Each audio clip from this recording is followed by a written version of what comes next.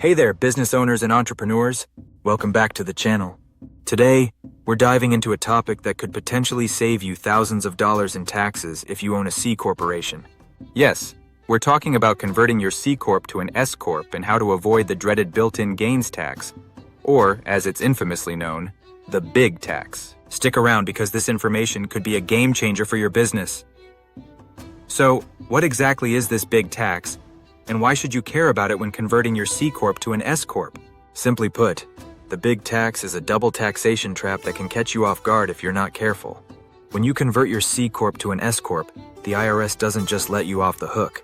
They look at the built-in gains, like receivables, appreciated assets, and goodwill, that existed in your C Corp before the conversion. If you trigger the big tax, you'll end up paying double taxes on these gains. Here's a quick example. Suppose your C Corp has $50,000 in receivables, $200,000 in appreciated building value, and $150,000 in goodwill.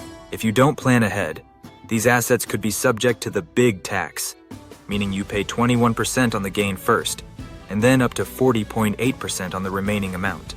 That's like giving away half of your hard-earned money to taxes!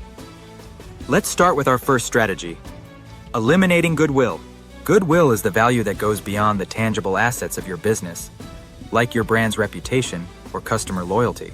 The key here is that the big tax only applies to corporate goodwill, not personal goodwill.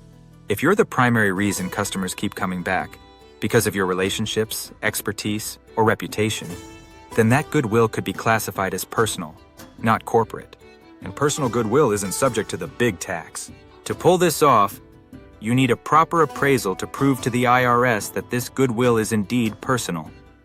By doing this, you could potentially wipe out a significant portion of what would otherwise be subject to the big tax. Next up is strategy 2, reducing your building's appreciation value with an accurate appraisal. The big tax only applies to the appreciation that occurred before you converted to an S Corp. So, the lower you can reasonably value that appreciation, the less you'll pay in taxes. Getting a professional appraiser to value your building, or any other appreciated asset, can knock tens of thousands of dollars off your big tax liability. Make sure the appraiser has credentials that the IRS will accept, like an accredited in business valuation, ABV, or certified valuation analyst, CVA. If your building's appreciation is valued lower than you expected, that's more money in your pocket. Now here's a strategy that might surprise you. Give yourself a bonus. Yes, you heard that right. The law requires that when you convert your C Corp to an S Corp, you pretend to use the accrual method of accounting, even if you don't actually use it. If you've been underpaid in previous years, you can claim that deficit as a liability and pay it out as a bonus within 2.5 months after converting to an S Corp.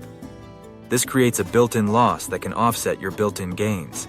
For example, if your fair compensation should have been $135,000 annually, but you only paid yourself $105,000, that $30,000 difference per year adds up. Over 5 years, that's $180,000 of built-in loss to counter the gains. Our final strategy is one of patience. Simply wait to sell. The big tax only applies for the first 5 years after converting to an S Corp. If you can hold off on selling appreciated assets, like your building, until after this period, you can avoid the big tax entirely. For many business owners, this is the safest bet. If you don't need to sell immediately, just waiting it out can be the simplest way to avoid double taxation.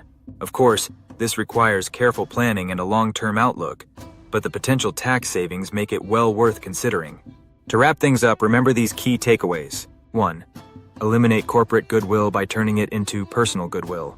2. Get an accurate appraisal of your appreciated assets. 3. Use past underpayment to create a built-in loss by giving yourself a bonus. 4. Wait to sell appreciated assets until after the 5-year big tax period. By using these strategies, you can potentially eliminate the big tax entirely, saving yourself thousands of dollars. And who doesn't love keeping more of their money in their own pockets? Thanks for watching. If you found this video helpful, make sure to give it a thumbs up, share it with fellow business owners, and subscribe to the channel for more money-saving tips. Got questions or need more detailed advice? Drop them in the comments below. I'm here to help. See you in the next video.